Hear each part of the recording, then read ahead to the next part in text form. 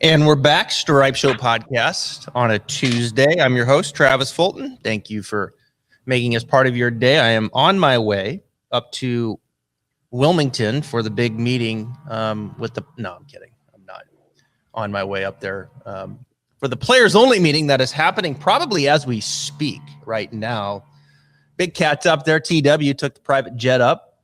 Dowdy took the boat, needed to get up there a little bit quicker right now as things are escalating quickly in the world of professional golf. Can't wait to see what transpires from this players only meeting up in Delaware. Second leg of the FedEx Cup playoffs, BMW Championship. We go to a place that absolutely no one knows anything about. This should be fun. Wilmington Country Club looks nice. Wilmington, Delaware. We'll get into that here momentarily. But I had to bring my boy back because, we've been kind of sparring a little bit. PGA Tour, LIV, all in good nature. Beating the Bookie. What the hell's going on in this meeting up there, you think? I have no idea besides maybe their PJ is just deciding to take it a little more seriously.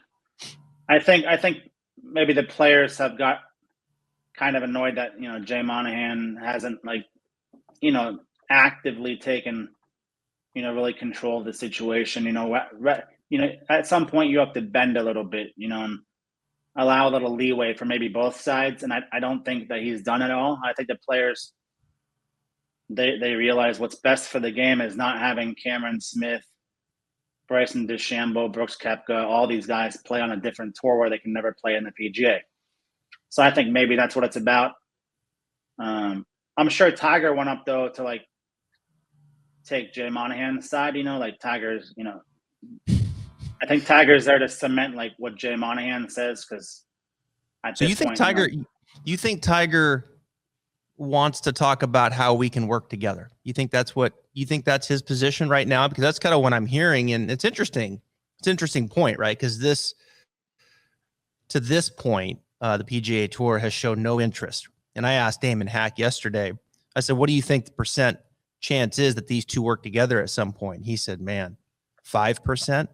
So I'm not getting that sense, but I think it's an interesting angle that perhaps there's enough heat coming from players saying we need to work together, right? And if that's the case, if there's enough internally with the players saying, hey, we got to work together here, man, that's going to put Jay in a really difficult spot. I'm fascinated to see what is the main narrative that comes from this. You bring up some good points. Yeah, I think the players see that, the best thing for the tour is not by having Cameron Smith, Bryson DeChambeau, Brooks Koepka, all these guys play on a different tour. The players probably see ultimately they should be able to play both. If they want to play in one tournament, then play in a PGA tournament next and make money on both sides, they should be able to. And obviously, if you're taking out all these golfers like Cameron Smith, say Hideki Matsuyama, say Patrick Cantlay, right? So I think maybe this meeting was called because, maybe we heard with Cantlay, he didn't want to talk about it, right? He doesn't handle those decisions, right? Where there's smoke, there's fire. I think there's enough smoke where they realize, listen, if we lose Smith, Cantlay, say we let Xander, right, all these guys, this is not good for the PGA. And the tournament last weekend was great, right? It was a great playoff. It was fun to watch. The last day was great, right? But the Wyndham, you have literally no star power in names at the top, right? It's like a Corn Ferry event, basically. You have Tom Kim winning, which great up and coming golfer, a really young kid. Maybe in 5 years he'll be a big name, but right now he's not. And I think the PGA is realizing maybe they're struggling a little bit with name power. And, we all know that what sells, what gets ratings is name power, right? So you can't lose all your names. Tiger is only going to be playing for so much longer, so I think maybe they realize they have a problem and it's, some trouble starting to brew. Yep. And a lot of guys, I think it also hurts the PGA when a guy like Cameron Smith jumps because other players don't have to think about, I don't want to make the jump and have nobody else come. They already see these good players there. And they're they made the jump also. So maybe I can make the jump too. So I don't know. And now they're going to have more events next year and stuff. And we don't really know. We just want the best golfers to play together. Right. At least every other week. And that's been my whole thing, right? I just coming at it from a fan perspective, someone who works in this industry. I mean, it's been great for the podcast. Thank you for listening, everybody, because the numbers are way up. Now we like to think that we have a little something to do with that, but let's make no mistake. The conversation is rich right now with an LIV competitor and how aggressive they're being and all the narratives that are spinning from this. But I think there's two things here in my head. One is you've had a lot of guys leave, some of the top players making big guaranteed cash. Now everybody's sitting back and they're looking at that. All right, go get your money. But now if they're able to come back and play the PGA Tour. Now this emergency hearing that we saw the PGA Tour won, make no mistake, that the antitrust lawsuit is going to be much bigger than that. And I don't think it has any bearing on which way that's going to go. And from a lot of the research that I've done and asking some lawyers, we had Peter Ginsburg on a couple months ago. Damon was talking with one of his guys, and a lot of them are kind of leaning towards the LIV here, and how this is going to go down. Now, if these guys go ahead. Talking about the antitrust lawsuit, actually, like my friend is an attorney, one of the biggest sports attorneys, and he said, like, literally, like, LIV can just, it's the government, would take the PGA to court, right? They can literally just play Tiger Woods' press conference where he talks about, like, negatively against LIV and stuff and how, like, these guys shouldn't be. That they said that could literally just be LIV's case right there, and just Tiger's press conference against the PGA. So I don't think the PGA wants to get that far where it's, you don't want to have to go through an antitrust lawsuit. Just ask Microsoft, right? You don't want to have to go through all of that. So I think, the PGA is, like, maybe realizing, like, listen, it's not in our best interest to be drugged through court, spend tens of millions of dollars on lawyers and stuff, when we can just settle this. We could settle this pretty simple. And I think it is if you think you're going to win. Now, if you're the only voice in saying, look, from a PGA Tour perspective, and you have this governing group of Jay Monahan and his team, and you're like, look, we think we can win this. Okay, that's one thing. You go through it, right? Now, if you have players coming at you, right, that are the PGA Tour, Jay Monahan works for these players, right, supposedly. So now if you have enough players coming at you and saying, look, we're getting the sense that these guys are going to win this lawsuit and they're going to be able to come back. And if that's the case, I'm going to get my money. So is this meeting about that there's enough happening here and enough name value with Xander and Patrick Cantlay? I'm just throwing names out there. I don't know this for sure. I mean, I think Cam Smith is gone. But if Xander, Cantlay, Cam Young, Cameron Smith, and you start adding a couple more to that, now all of a sudden you got enough guys coming in there with some equity saying, look, we're going unless you compromise. And now there's a breaking point. That's where I feel like potentially we are at this point. Now, I don't know that, but it sure feels like the needle's swinging that way to some degree. And, where's the big cat come down on this? Does he feel like, man, there's enough there. There's enough players, enough name equity that's going to go that's just too big of a blow, right? And to sustain. And now you have to come to the table and try to work together. And I think maybe potentially that's where the players' heads are at. Yeah, I think maybe Tiger's thinking in his head, like, the next time he plays the Masters, he doesn't want to be in the final pairing with it's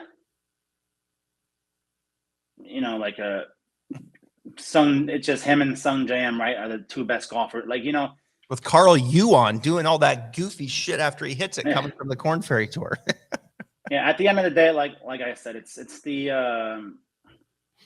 names that really get the people coming out, and a lot of people were comparing it to the XFL, to the NFL, and that's not very comparable, I think, because the XFL didn't have like NFL superstar quarterbacks jumping ship and joining, right? So eventually I think they'll come to an agreement, because if they don't, think about a year from now, right? Say say Liv had all these guys plus Cam Smith, Patrick Cantlay, Xander, Cameron Young, all these guys, right? And then the PGA is struggling for name power, and Liv could just be like, you know what, we're not going to let our guys play your events. Like, right.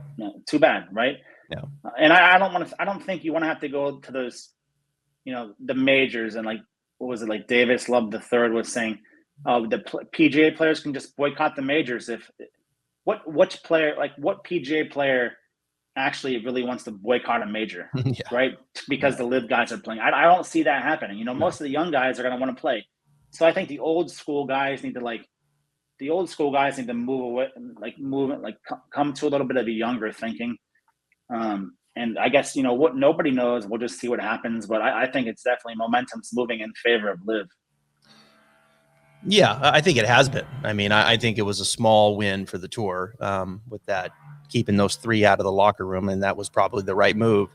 But I think I've said many times over the last couple of weeks, I think these guys are sitting at the boardroom feeling very good about their position. Now, you should be when you're throwing that much money around. Let's face it.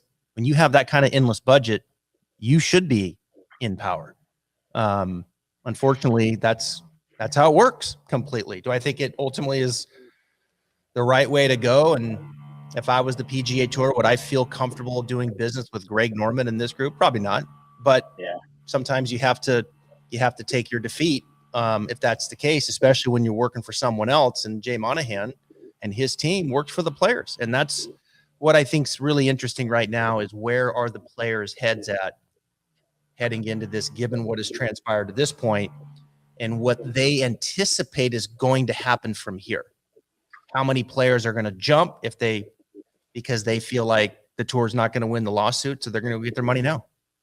So anyway, that's I mean, ultimately, I think the PGA just looks like hypocrites right now because, Phil Mickelson, before he jumped to Liv, he was talking about these purses need to be bigger. The PGA is like making this money and they're holding the money. Like, we don't know what they're doing with it, but the purses need to be bigger. The purses haven't been growing. He was saying all this stuff, and no, we don't have any more money to this. The purses are as big as they're going to get. They're big, and we're giving this money out every week. Blah blah blah. And then what do you know? Phil Mickelson leaves, a bunch of players leave, and then magically they just find these $25 million tournaments come out of thin air, right? So it's like everything Phil Mickelson was like trying to get to the PGA, and they were telling him no. Once he left, we just magically found this money. So here we go. We're gonna have these 3 big events, and that's kind of hypocritical. I think this is literally what Phil Mickelson was fighting for. Now they've done. Yeah. So they need to admit, listen, Phil was right.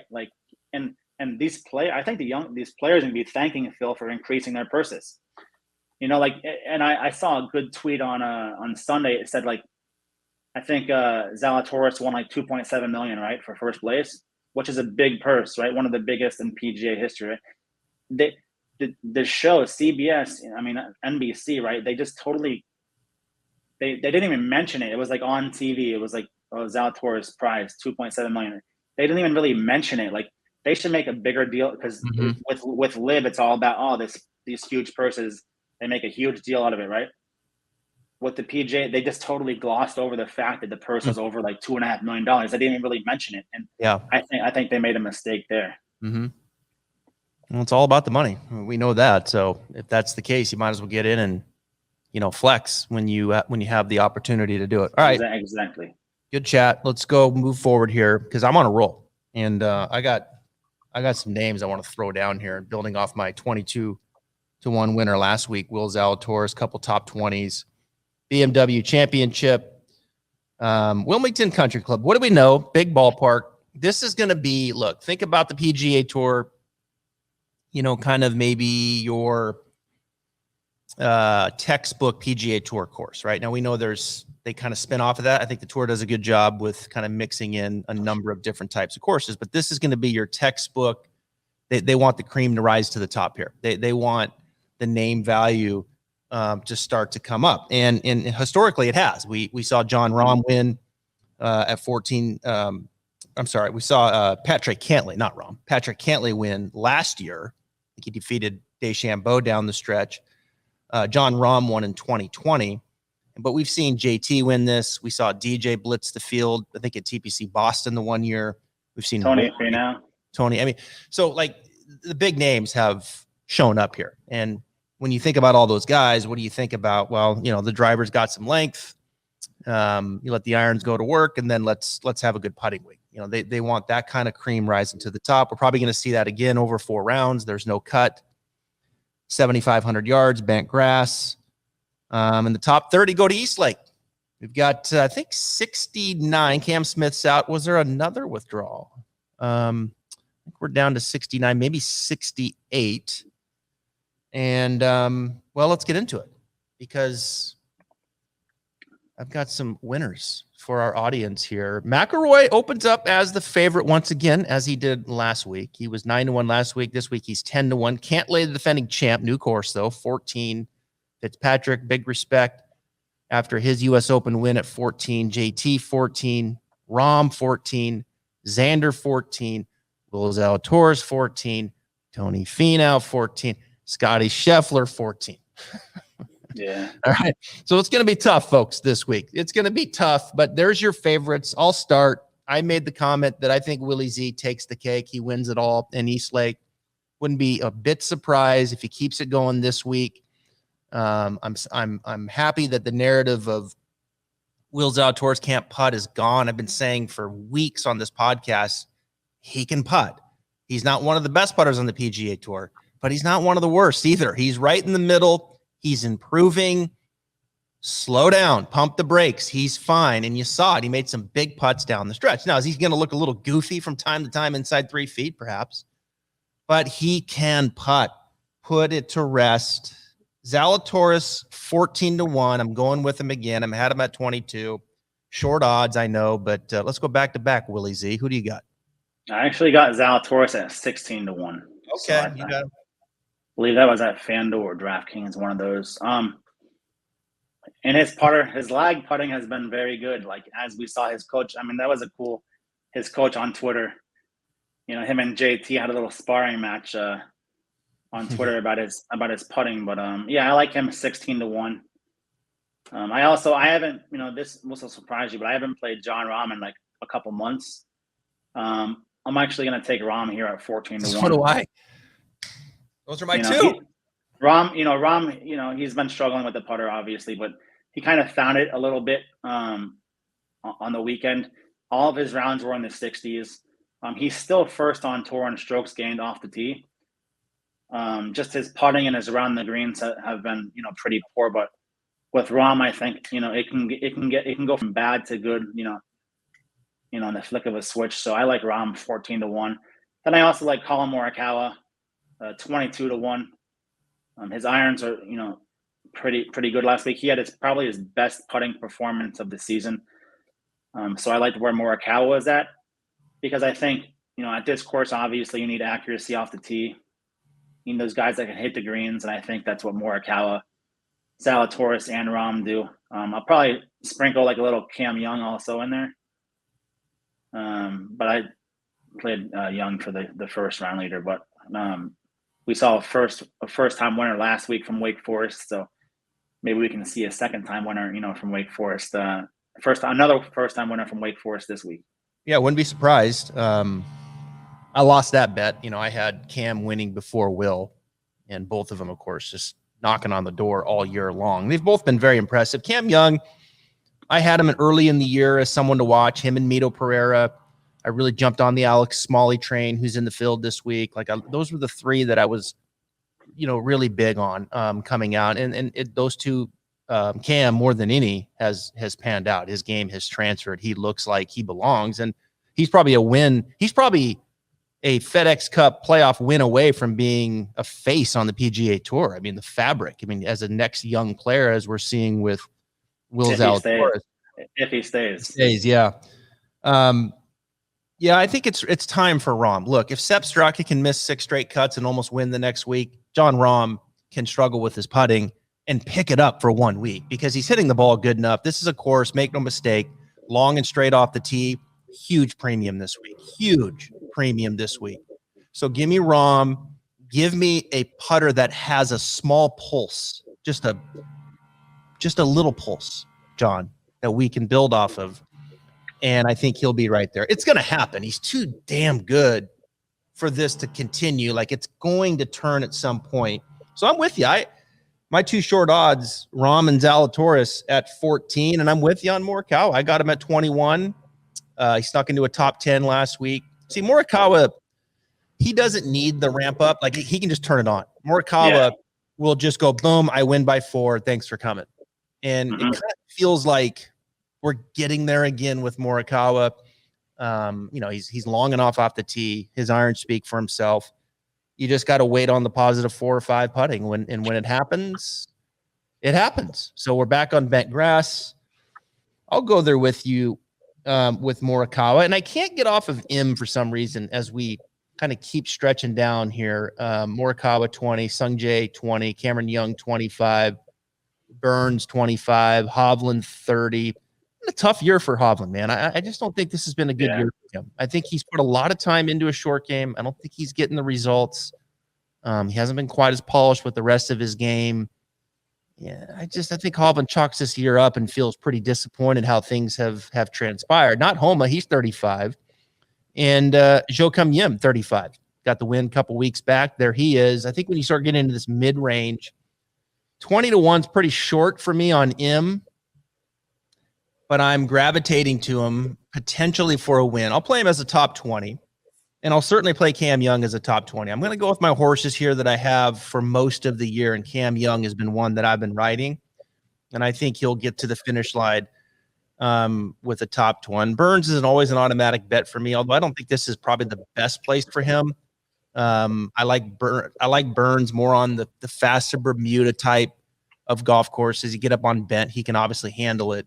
But look, I'm a Burns homer. That's an automatic bet for me. So those are my guys there in the mid-range. Yeah, top 20. I've got Patrick Cantlay. He's kind of pricey at -170 at DraftKings. But I think this is like the perfect course for Patrick to just mill his way to like a top 15, top 10 finish. I wouldn't be surprised to see him finish top 5. Actually, he's been playing some pretty good golf, and he's been consistent with his irons. So kind of like Cantlay there, -170. I like Morikawa -115, top 20. Tony Finau, he was -170 also. I think we're getting some value there because top 20 out of a field of 60, 70. I'll take those chances with Finau. Any day, he's been the hottest golfer on tour the last, 6 weeks. So you can't go wrong right there. But I took a shot with Sepp Straka top 20 to see if he can, carry over what he did last week. I mean, his iron game was great last week. I think he was like 9th in strokes gained from tee to green last week overall. So he played pretty well out of nowhere. So I'm thinking maybe he keeps that streak going this week. He could have easily won that tournament. I don't why he didn't lay up after Zalatoris did that. I'm not really sure, but I like Straka to keep it going this week at +400 for a top 20. Right. I mean, he's got some of the worst odds, for top 20 coming off a playoff loss last week. So I think those are pretty good odds we're getting there. And I'm going to go back with Billy Horschel, top 20 +180. Like Billy, I had him last week, max play, top 40. It lost because double bogey on the back 9 of round 2. He missed the cut by 1 stroke. When he made a double bogey, he kind of like got that, he really wanted to make the cut, obviously. And he got that desperation. He made a couple birdies, but he just fell a little short of making the cut. So I like Billy +180 to make the cut. I'm going back to him this week. So all right. Cantlay, Morikawa, Finau, Straka, and Billy Horschel. Top 20. Cantlay last year when he won, positive 14.6 putting. I don't think I've ever seen a number that big. I mean, he was insane. His putter was insane for like a month last year. That's like when you can't feel your face, your body, your hands, or anything. You're unconscious. I mean, like you are putting to the ocean at that point in time. That's amazing. That's an incredibly big number. There's some guys here as we get into the 40s and the 50s. Spieth, he seems to be struggling right now again with the swing at 40. Neiman, I like Neiman here at 40. This course I think fits well. I've played Neiman in a top 20. Lowry at 40, and my longest odds. I'm going to go with Connors here. in a win at 50-1. I'll stretch here and I'll sprinkle a little on Connors. I feel like this could be, the one thing with this type of course, and I've put some feelers out there on how long the rough is, but all my research is leaning towards, okay, in the fairway, relatively long, let your irons go to work, right? And I think Connors, we know, it's like, can you catch a little spark with the putter? And I think if you can, is he ready to take that next step? I think Connors will be there. I'd like to see Connors personally late on a Sunday in a great field with a chance to win. I'd like to see how he responds to that. So I'm going to stretch. I'll go Connors at 50. Hatton didn't do me well last week at 50, although I do think he's playing some good golf. Aaron Wise is hitting it well at 60. Adam Scott came out of nowhere at 60 last week. I like him.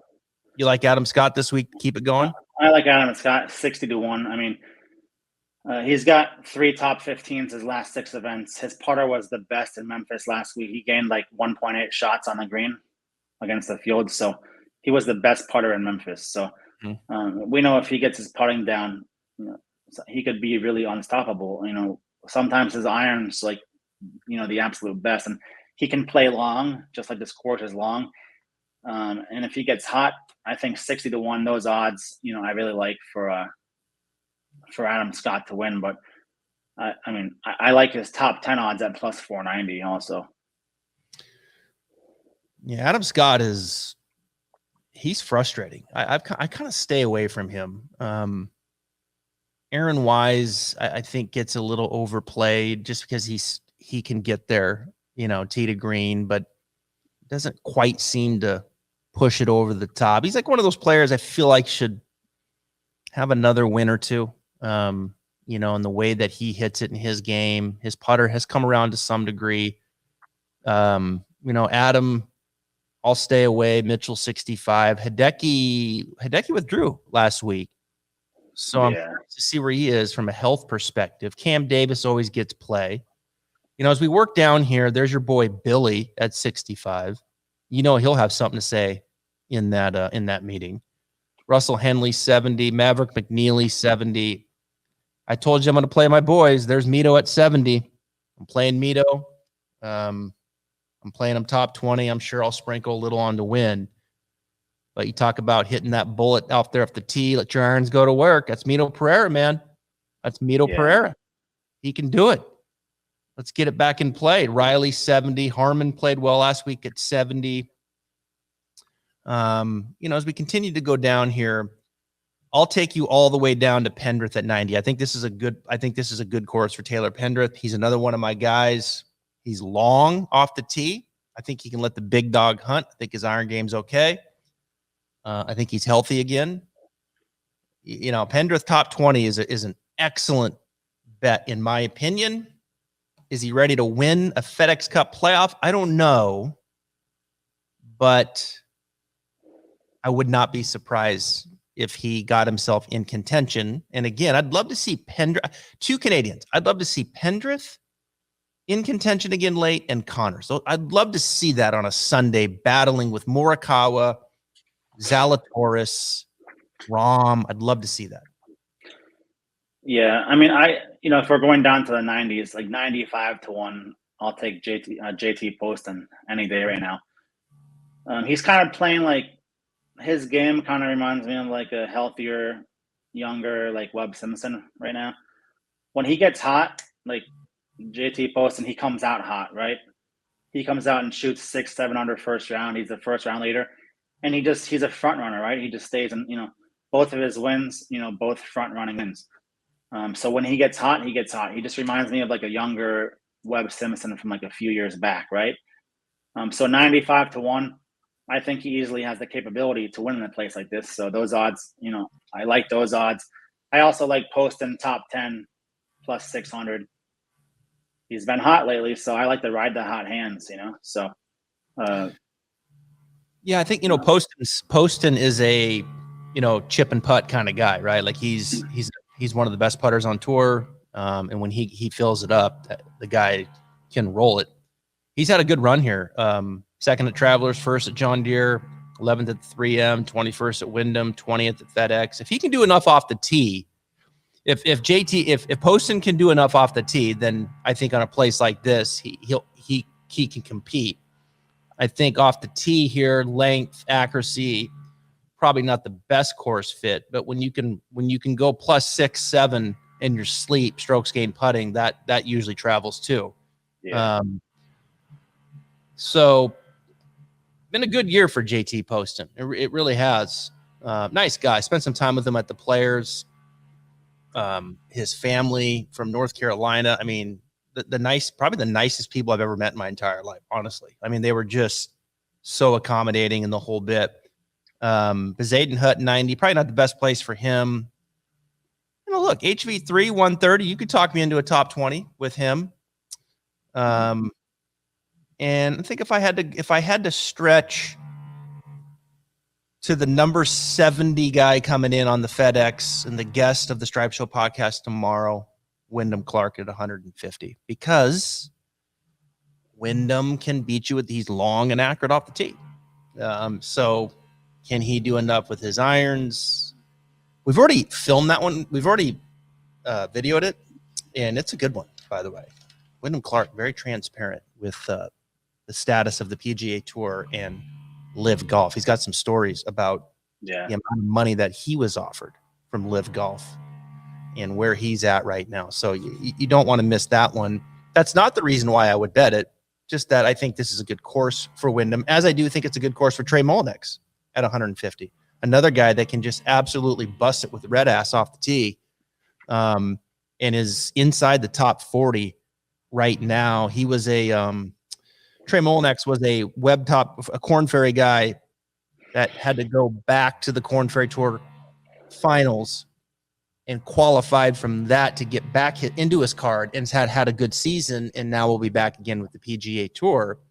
And he has the length. I don't think it's a fluke when you see Mullinax. I think sometimes it's easy to think, there's Trey Mullinax. He's just, like Mullinax can go, and that driver can shorten golf courses. It just feels like he could have a back-to-back weeks here if he can hit that driver again, like he usually does. So that's as far as I'll take it. Clark, Mullinax, I would go top 20 if you want to really stretch. But I think as far as I'll go from a win will be the two Canadians. Connor's at 50, and I'll probably sprinkle a little on Pendrith at 90. Yeah, well, just to finish up my top 10s, I'm taking Rahm plus 140 top 10. I think we're getting a good price there. Really value for his top 10, because of his last, months before this wasn't very good. Before last week, obviously, like Tony Finau top 10 plus 155. Tony's been automatic lately, the hottest golfer on tour, so that's a no-brainer for me. Then, like I said, Adam Scott plus 490 and JT Poston plus 600 for my top 10s. And I'm not playing any Rory this week. Rory's just kind of a fit. I said at the beginning of the year he would be the FedEx golfer of the year, and he started out, very, very good. And I think I'm just not I don't know where his head is at right now. It's kind of like, he didn't play any golf from the Open until last week, and he said it I didn't even pick up a club or practice or anything. And I'm like, why would I bet him last week if he didn't pick up a club or anything like that? And I think we saw it in his performance, missing the cut. So I'm not playing any Rory this week. I have two head-to-head matchups where I'm fading Rory. So if you want to go head-to-head matchups, I'm taking Patrick Cantlay plus 110 versus Rory, and Jon Rahm plus 105 versus Rory. I'll take both dogs against Rory, because at this point, it's like, people always talk about Live Golf. Well, how much effort will they give in this tournament? Because they've already made so much money, right? Well, you could say the same for Rory too, because he's made so much money in his career. Like, what's another FedEx Cup championship gonna bring for him at the end of the day? And I just don't like his body language last week. I don't like his quotes, so I'll be fading Rory this week as well. All right. God, your boy Tom Hoagie's 21st right now in the FedEx Cup. See, yeah, he's had a good year, consistent. Yeah, he has. He's had a very good year. Sepp Straka, after that second place finish, moved all the way up to 8th. a Obviously, winner. He's a winner this year. So. Willie, and say he had a win, and Willie moved all the way up to first. It's just funny. You go through these names, and there's just guys that sneak in there that, man, like really, that guy's there. That's how what's his name was a few years ago for me. What's that guy's name? Like Lucas Glover's 34th right now. I mean, just right there, knocking on the door. I think Danny McCarthy's got to feel good. I thought he would have a win this year, and it's not. He can still get there. Trey Mullins has to feel great about his position. Kurt Kitayama, another guy that came from the Corn Ferry Tour last year, he's got to feel good. It's a good course for him too, by the way. Kitayama can bust it off the tee. He can get it out there. So can Lucas Herbert. He can bust it 54 right now. I'm like Ches Reavie, like 58. I mean, that's impressive, Yeah. I mean, it's impressive. I mean, Ches Reavie is 58. Matt Kuchar, where the hell did he come from? He's 63rd. There's my boy Smalley at 69. And then Wyndham Clark at 70, hanging on. He's got to get into the top, probably 3 maybe to move on. Connors 29. I'd like to see Corey Connors win this. Yes. Sometimes when you look at these top 10s, you get surprised by some names. I remember, a couple years ago, I was like, Lanto Griffin was always in the top 10 for the FedEx. I'm like, what? He's just always there. Right. In the top 10. It's like, how did he get there? You don't know, but he's just there every week. Grinding out those top 20s, I guess. So competitive. My show yesterday, I opened up with 11 guys that either came from the Corn Ferry Tour top 25, or they made it when they did the finals, because it was kind of a weird wraparound. There's 11 of them in the top 70 right now. JJ Spawn was one that had to go down, qualified through the finals, and he's 30th. I mean, JJ Spawn is 30th. Like, what?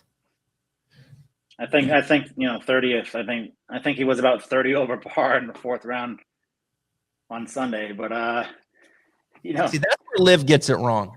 You got to play 4 rounds. I don't like 3. I get it. Like, it's comfy for the players, and they're going to do manis and petties in the morning before the 1:30 afternoon shotgun. I get it. Like, we're all got to cater to these guys. Yeah. But that 4th round, man, I hear they're talking about going to 4 rounds though, but just they're going to play 4 9-hole rounds. I just, that the golf purists, they would love that. That would be awesome. 4 9-hole rounds, because they're probably getting some beef right now from the players saying, like, look, we're working a little too hard here. Like, we need to back. The 3. I do like how some of their events end on Saturday. I mean, because Sundays, like, they left it for the PGA, but I like the shotguns. I like how everybody's, for me, when I'm betting, I like how everyone is on course at the same time, right? So, like, the thing that bothers me about the PGA for betting is I have to, like, on Saturday and Sunday, Friday, Thursday, I got to watch, like, when I give plays out for clients, I have to watch the entire day, like 12 hours of golf, right? That's true. And it makes it harder. Like, when you have, like, rain delays and stuff like that, weather delays, it makes it harder to, like, come back and get things going into the flow. Where I like the shotgun start. I mean, I like the limited field, but I'd like to see them have some full field events and stuff like that, But I think you make some good points in the shotgun start. I do think from a viewership standpoint, there are a ton of upsides. Now, from a course layout and playing the course the way that it's, built to flow, okay. And that's kind of more the golf purist perspective. And I think there's some valid points to that. But I do think from the viewership standpoint, I think you make some good points. Like, it's over at the same time. You don't have to do the entire day, et cetera, et cetera. So, but I just think the difference between 54 and 72 is huge. I mean, all these guys are bred for 72 holes. I mean, that 4th day, late pressure on a Sunday, you see it, JJ Spawn. I mean, we've seen it time and time again. And championship golf, man, that 4th day, best players rising to the top. I think it'd be interesting right now to see what the 3 winners would look like on Live if they were 4-day versus 3. Would Hendrick, Brendan Grace, and Charles Schwartz will be the winner? Or that 4th day, do you give enough time for, that cream continue to rise to the top? Like we've seen late with DJ Brooks. I think Brooks shot 65 the last round last week, jumped all the way to like 5th. Like those are like, that's what happens. We've seen it time and time again. That's just not an opinion. Like that's what happens on Sunday is that cream just continues to rise because they're the better players. You give them a 4th day, which no cut event this week speaks to it, to the winners that you've seen here time and time again, because the cream's going to rise. They're just the better player, period, over that 4th day, and they can handle the pressure more than the others. So, yeah, man, it's going to be wild. I bet Rory wishes the Open was only 3 rounds, Yeah, right. There you go. Yeah. But I think, look, I think you've seen it like even this year. Xander Schauffele, I think, has gotten better in the 4th round. Tony now is getting better in the 4th round. And I think like them learning how to do that is, to me, elevating them as even a greater player. I mean, they're putting championships away now late on a Sunday. They can get there, but can you put it away? And I just think when you lose that, you're losing a big piece of championship golf. I think professional golf. So perhaps they're looking at something like that.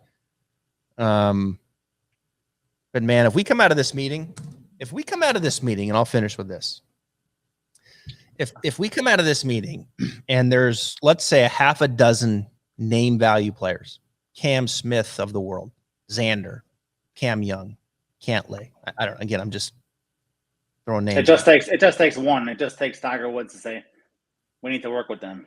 Yeah. That's all. So that's all if there's enough to say we're going, unless we can figure out a compromise, because we don't think you're all going to win in court. These guys are going to get theirs. I'm being paid a lot of money to go get mine, and I can just turn around and come back and play because that's going to win out in court. And Tiger starts to say, man, we got to do something. Rory's already kind of changed his tune. If we come out of there that way, oh my gosh, tune in, folks. I don't see anyone like saying like I'm going to the Live Tour like this in the meeting today, because they don't want to hear like next week, oh, you're ineligible for the FedEx Cup purse. Sorry, you don't get any money, blah blah blah. So I don't think it's going to happen like today. But anyways, I did have it's coming. It's coming in the next 2 weeks. I've hit like 3 or 4 first round leaders on this show every time we come on. Good. Give me the first round leader. I had 4 first round leaders. These are for a half unit each. So just like let me guess. JP Poston. John 60 Rahm. to 1. Yep, John Rahm. 22 to 1. Hold on. John Rahm, JP Poston, and Xander Schauffele. No.